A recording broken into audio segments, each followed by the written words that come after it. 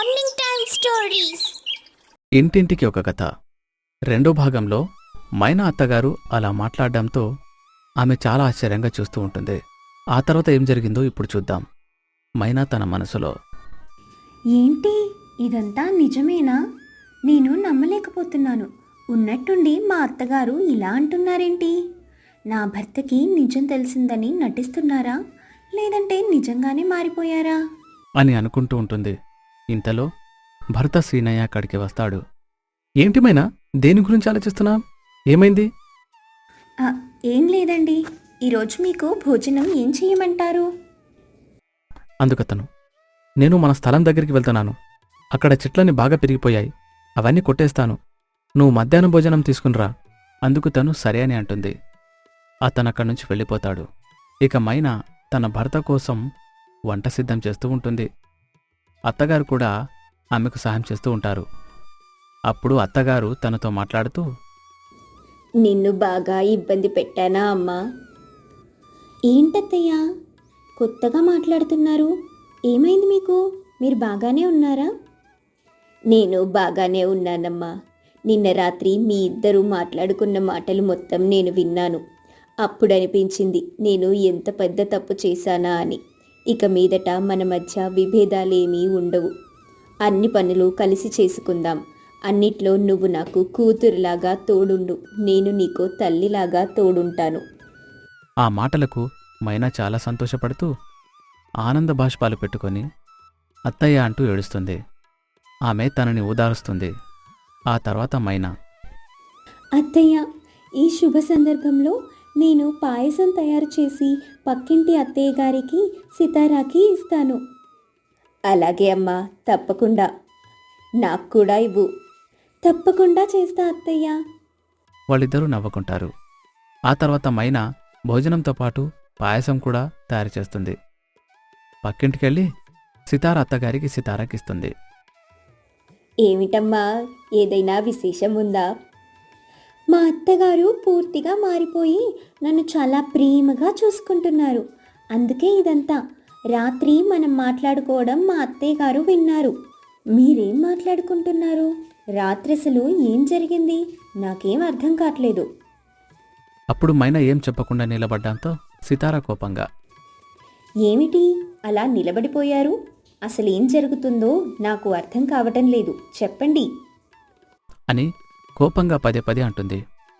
వాళ్ళేం మాట్లాడకపోవడంతో సితార కోపంగా అత్తగారితో, నాకిప్పుడు ఇదంతా అర్థమైంది. మీరు నా గురించి లేనిపోని మాటలన్నీ చుట్టుపక్కల వాళ్ళకి చెప్తున్నారా అత్తయ్య? ఈ రోజు నుంచి చూడండి, మిమ్మల్ని ఒక పురుగును కంటే హీనంగా చూస్తాను అని కోపంగా మాట్లాడి చేతిలో ఉన్న పాయస పాత్రని విసిరికొట్టి లోపలికి వెళ్ళిపోతుంది. క్షమించండి అత్తయ్య, నా వల్ల మళ్ళీ మీరు ఇబ్బందుల్లో పడుతున్నట్టున్నారు. అదేం లేదు, తను అలాగే అంటుందిలే. తన గురించి వదిలే. ఇక మీదట మీ అత్తాకోడళ్ళు సంతోషంగా ఉంటారు. ఆ విషయం తెలిసిన దగ్గర నుండి నేను చాలా సంతోషపడుతున్నాను. జాగ్రత్త అని చెప్పడంతో మైనా అక్కడ్నుంచి సరే అని వెళ్ళిపోతుంది. ఆ తర్వాత మైనా అత్తగారికి కూడా పాయాసమిచ్చి భోజనం తీసుకెళ్తానని భోజనం కట్టుకొని భర్త దగ్గరికి బయలుదేరుతుంది. అక్కడ తను చెట్లు నరుకుతూ చాలా కష్టపడుతూ ఉంటాడు. మైనా ప్రేమగా అతని దగ్గరికి వెళ్ళి జరిగిన విషయం అంతా చెప్పి పాయాసాన్ని అందిస్తుంది. అతను దానిని తింటూ, మంచి గొప్ప శుభవార్త చెప్పావు, చాలా సంతోషం. నువ్వన్నట్టు ఆ సీతారామ కుటుంబం కూడా మారితే ఇంకా బాధ ఉండదనుకుంటా. మైనా కూడా అవునండి అని చెప్తుంది. వాళ్ళిద్దరూ అలా మాట్లాడుకుంటూ ఉంటారు. ఇదిలా ఉండగా సితార ఇంటికి వాళ్ళ అత్తగారు అమ్మమ్మ కాంతమ్మ వస్తుంది. కాంతం రావడంతో శకుంతల, అత్తయ్య చాలా రోజులకి వచ్చారు. మనవరాళ్ళని తీసుకొని రాలేదా? రాలేదు, కానీ చాలా దూరం నుంచి వచ్చాను. కాసేపు విశ్రాంతి తీసుకుంటాను అని అంటుంది. ఇంతలో సితార అక్కడికి వస్తుంది.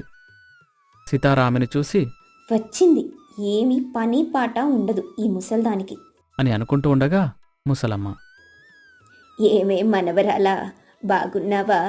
చాలా రోజులైంది నిన్ను చూసి. బాగా ఒళ్ళు చేసినట్టున్నావు. తినడం ఎక్కువైతే అంతే అనుకుంటా. నీ సొమ్మేం తినడం లేదుగా, నా మొగుడి సొమ్మేం నేను తింటున్నాను. దీనికి ఇంకా పొగరు తగ్గలేదు. దీని పొగరు తగ్గేలా నేను చేస్తాలే. తను చిన్నపిల్లలే అత్తయ్య, వదిలేయండి. కొంచెం కొంచెంగా తెలుసుకుంటుంది.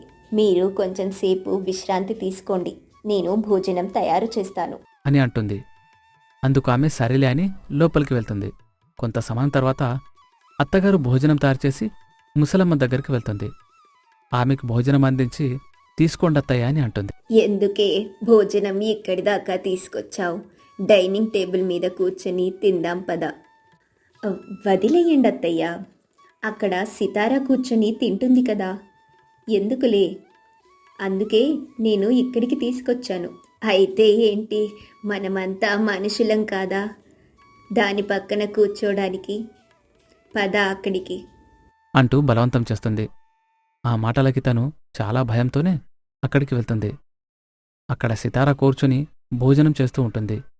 తనని చూసి ముసలమ్మ, ఏంటే గుట్లప్పగించి చూస్తున్నావు?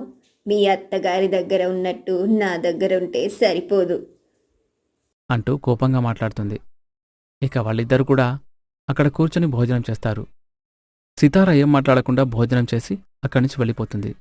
చాలా సమయం తర్వాత ముసలమ్మ, వసే సితారా, వచ్చి కాళ్ళు నొక్కవే, చాలా నొప్పిగా ఉన్నాయి.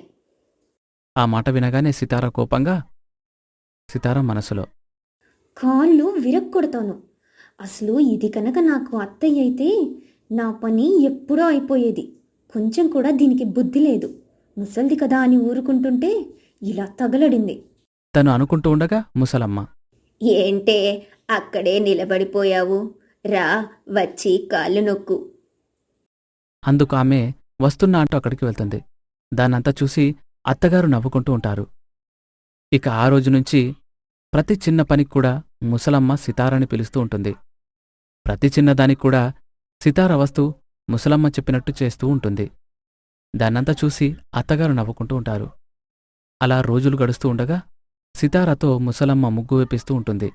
దాన్ని చూసిన మైనా తన మనసులో, అది సితారాకి ఇలాగే ఉండాలి. ఇన్ని రోజులకి నాకు చాలా సంతోషంగా ఉంది. అత్తగారికి కొంచెం సేపు విశ్రాంతి దొరికింది అనుకుంటూ ఉండగా అత్తగారు బయటకొస్తారు.